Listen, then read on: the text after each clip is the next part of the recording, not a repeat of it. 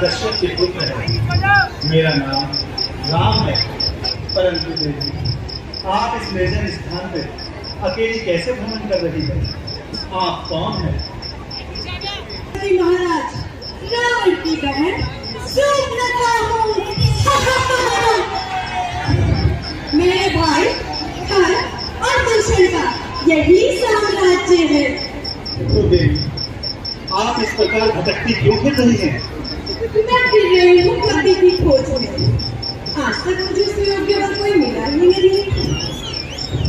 परंतु देवी, पति की खोज करना तो माता पिता भाई बंधुओं का काम होता है। स्त्रियों को तो अकेले घूमना भी नहीं चाहिए। शाम किशोर, तुम कितने भोले हो। यदि मैं घूमती ना फिरती तो तुम्हारे जैसा सुयोग्य मुझे करना से मिलता। परंतु देवी, हे राजकुमार, विधाता ने हम दोनों का स्वरूप बहुत सोच समझ के रचा है। न तुम्हारे समान कोई पुरुष और न मेरे समान कोई स्त्री बची है। इसलिए हमसे मिलकर विवाह कर लो। परंतु देवी, हम विवाहित है, फिर एक नारी व्रत रखते हैं। ये हमारी आदर्शता है। हाँ, वो देखो, ये हमारा छोटा भाई, ये अकेला है। तुम इसके पास जाओ, ये तुम्हारी बात अवश्य सुनेगा।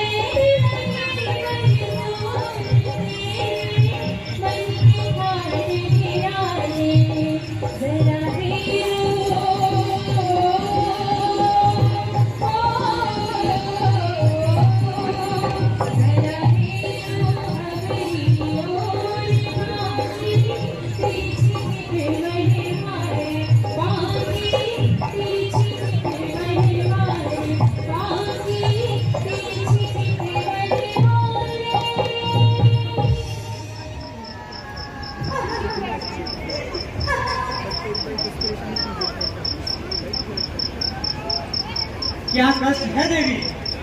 कष्ट? अजय मुझे देख कर मुस्कुरा रहे हो। प्रतीक होता है अभी तक कुंवारे हो। परंतु एक बात सुन लो, मुझे उस जैसा रूपा अवसर मत देना। साथ न रूप वो तो काला है। जैसे तुम सुंदर वैसे मैं सुंदर। यदि तुम बन्ना बन जाओ और मैं बन्नी बन जाऊं तो हमारी जोड़ी कितनी सुंदर रहेगी। सुंदरी सुन मैं उनकर दासा, प्राधीन नहीं मैं और सुपासा। प्रभु समर्थ कौशलपुर राजा, जो कुछ करें उन्हें सब साजा। हे सुंदरी, मैं तो उनका सेवक हूँ और उनकी आज्ञा के बिना सांस लेना भी पाप समझता हूँ। तो सेवक के पास रहकर तुम्हें कोई सुख नहीं मिलेगा। तुम पुनः उनके पास जाओ।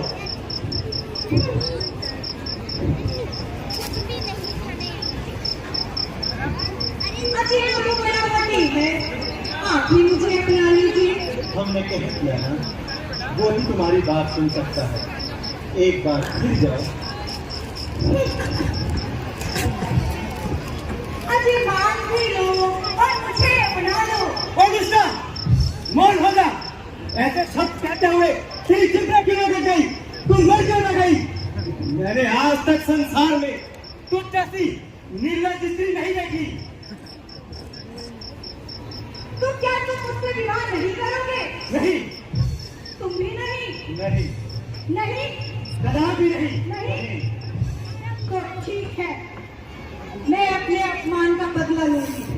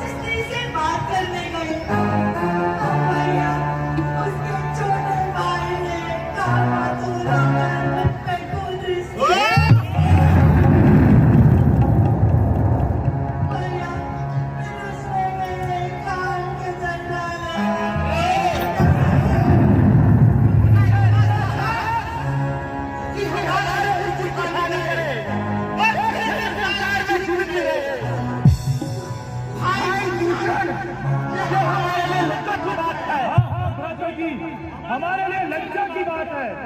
अच्छा सेना को तैयार करो और पंचवटी की ओर रूट खोल दो। बहन रूप रखे, चलकर हमें वो स्थान दिखाओ जहां वो दोनों सबसे निवास कर रहे हैं।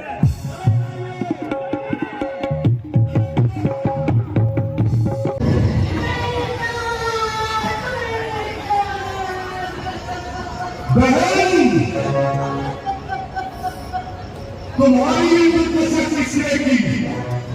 कौन है जिसने यमराज को निमंत्रण भेजा है? बता बता, श्री मुझे उसका नाम बता, मैं उसे अभी चाय देता हूँ। भैया तुम्हें क्या, तुम तो रात दिन मार करने में मस्त रहते हो, सुना पानी बदले बदवाते रहते हो। तुम्हें क्या पता शत्रु तुम्हारे सर पर करा हुआ है। तुम्हें अभिमान है कि तुम पेड़ों के पत्ते हो, परंतु याद है विषयों के सच्चे सन्यासी मानसिक ज्ञान, सुरापान से लज्जा और अहंकार से बड़े बड़े विद्वान भी नष्ट कर गए हैं। पता अब तू ही मुझे बता, तेरे जैसे बच्चाली बैठे होते हुए मेरी ऐसी दुर्दशा होनी चाहिए थी। पहले तो मुझे ये बता कि तेरे नाम पर काम किसने कर डाले और कोई संसार में जीवित नहीं रह सकता। भैया दो लड़के राम लखन इस गंगापुर में आए हैं। हम यहाँ एक सुंदर नारी सुकुमारी नारी लाए हैं। बाके हैं और लड़ाके हैं, गोया शमशीर उन्हीं की हो। ये पंचवटी में रहते हैं जैसे जागीर उन्हीं की हो। जब मैंने तेरा नाम लिया तो उसने मुझको टीका दी, फिर मेरे कान काट डाले और मेरी नाक काट डाली। मेरी नाक गई सो गई, अपनी नाक बचा लो तुम। जग में ऊंचा नाम नहीं तो रक्त ना करो तुम।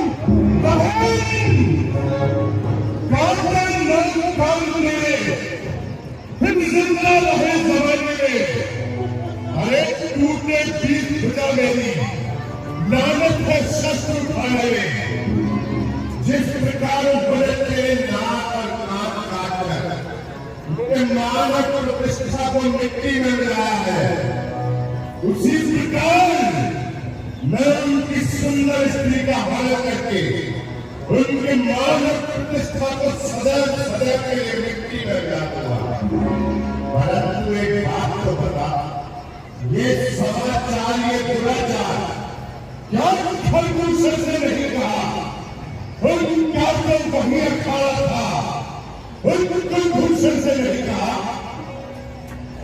कहा था भैया, कहा था। वो सीना लेकर गए वहां, अत्यंत घोर संग्राम हुआ।